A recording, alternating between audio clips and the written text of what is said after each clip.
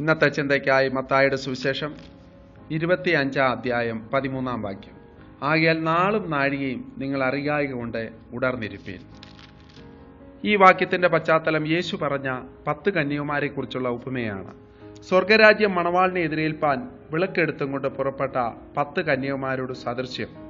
അവരിൽ 5 പേർ ബുദ്ധിയില്ലാത്തവരും 5 പേര് ബുദ്ധിയുള്ളവരുമായിരുന്നു. ബുദ്ധിയില്ലാത്തവർ വിളക്കെടുത്തപ്പോൾ എണ്ണയെടുത്തില്ല, ബുദ്ധിയുള്ളവരോ വിളക്കോടുകൂടെ പാത്രത്തിൽ എണ്ണയും എടുത്തു. ഈ ഉപമയുടെ പര്യവസാനം ബുദ്ധിയുള്ളവർ കർത്താവിന്റെ സന്നിധിയിൽ ചേർക്കപ്പെടുകയും ബുദ്ധിയില്ലാത്തവർ തള്ളപ്പെടുകയും ചെയ്തു എന്ന് നമ്മൾ മനസ്സിലാക്കുന്നു. ആകയാൽ നാളും നാഴികയും അറിയായിയാൽ ഉണർന്നിരിപ്പീൻ എന്ന് യേശു പ്രബോധിപ്പിക്കുന്നു. നിതാന്തമായ ജാഗ്രതയാണ് ദൈവമക്കൾക്ക് ആവശ്യം. ജാഗ്രത കുറവ് നാശനഷ്ടത്തെയും അടിമത്തത്തെയും ക്ഷണിച്ചു വരുത്തുന്നു.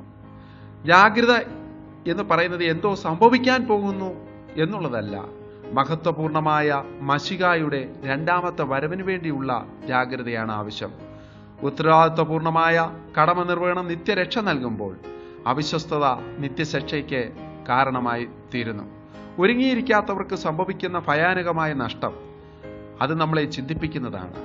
അവസാന നിമിഷം മാത്രം ശ്രമിച്ചാൽ രക്ഷ ലഭിക്കണമെന്നില്ല. അതിനുവേണ്ടി നിതാന്തമായ പരിശ്രമവും ഒരുക്കവും ആവശ്യമാണ്. ദൈവവുമായുള്ള ബന്ധം, ആ ബന്ധത്തിലാണ് ദൈവിക ദാനങ്ങൾ ലഭിക്കുന്നത്. ദാനങ്ങൾ ഒരിക്കലും കടം വാങ്ങിക്കുവാൻ സാധിക്കുകയില്ല. ഓരോരുത്തരും ദൈവകൃപയിൽ ആശ്രയിച്ചുകൊണ്ട് ദൈവത്തിൽ നിന്ന് കൃപ ഏറ്റെടുത്ത് വരവിനായി ഒരുങ്ങി കാത്തിരിക്കേണ്ടതാണ്. ഒരിക്കൽ ഒരു രാജഭക്തൻ അക്ബർ ചക്രവർത്തിക്ക് വിശേഷപ്പെട്ട ഒരു പടച്ചട്ട സമ്മാനിച്ചു. പടച്ചട്ടയുടെ ബലം ഉറപ്പുവരുത്തുവാൻ രാജാവ് തീരുമാനിച്ചു. പടച്ചട്ട ഒരു ബിംബത്തെ അണിയിച്ച് പടയാളികളെ കൊണ്ട് പടച്ചട്ടയെ കുന്തവും വാളും ഉപയോഗിച്ച് ആക്രമിച്ചു നോക്കി. പടച്ചട്ട ചിന്നഭിന്നമായി പോയി. അക്ബർ ആ മനുഷ്യനെ വിളിച്ചു പറഞ്ഞു, ഇത്ര ബലഹീനമായ പടച്ചട്ടയാണോ എനിക്ക് സമ്മാനമായി നൽകിയത്? ഞാനിത് ഉപയോഗിച്ച് യുദ്ധം ചെയ്തിരുന്നെങ്കിൽ എന്റെ ഗതി എന്താകുമായിരുന്നു?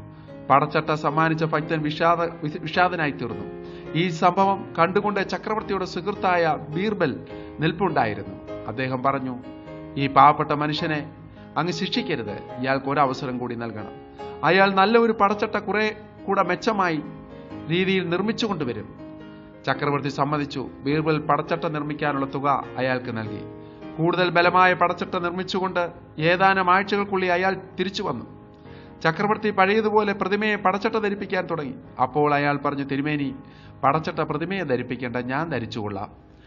അയാൾ പടച്ചട്ട ധരിച്ചു കഴിഞ്ഞപ്പോൾ പടയാളികൾ ആയുധങ്ങളുമായി അയാളോട് ഏറ്റുമുട്ടി. അയാൾ ഒരു അഭ്യാസിയായിരുന്നതിനാൽ ഒരു പടയാളിയുടെ കയ്യിൽ നിന്നും ഒരു വാൾ പിടിച്ചു വാങ്ങി കുറെ നേരം അവരുമായി പടപൊരുതി നിന്നു. ഒടുവിൽ പടയാളികൾ പിന്മാറി. അപ്പോൾ അയാൾ ചക്രവർത്തിയോട് പറഞ്ഞു, തിരുമേനി, പടച്ചട്ട ധരിച്ച ആരെങ്കിലും പ്രതിമയെപ്പോലെ യുദ്ധസമയത്ത് നിൽക്കുമോ? ഓരോരുത്തർക്കുമുള്ള കർമ്മശേഷി അനുസരിച്ച് അവർ യുദ്ധം ചെയ്യണം, എങ്കിൽ മാത്രമേ വിജയം ലഭിക്കുകയുള്ളൂ. അക്ബറിന് ഇത് കേട്ടപ്പോൾ സന്തോഷമായി. യജമാനൻ വരുമ്പോൾ ഉണർന്നിരിക്കുന്ന ദാസനെ അനുഗ്രഹിക്കും. മണവാളൻ വരുമ്പോൾ ഉണർന്നിരിക്കുന്ന മണവാട്ടികൾക്ക് മാത്രമേ മണവാളിനൂടെ അകത്ത് പ്രവേശിക്കുവാൻ സാധിച്ചുള്ളൂ. ജീവിത വിജയത്തിന് ജാഗ്രത അത്യാവശ്യമാണ്. പ്രതിമയെ പോലെ ഇരുന്നാൽ തകർന്നു പോകും. ആകയാൽ നാളും നാഴികയും നിങ്ങൾ അറിയായകൊണ്ട് ഉണർന്നിരിപ്പീൻ. ഈ വചനങ്ങളാൽ ദൈവം നമ്മളെ അനുഗ്രഹിക്കട്ടെ.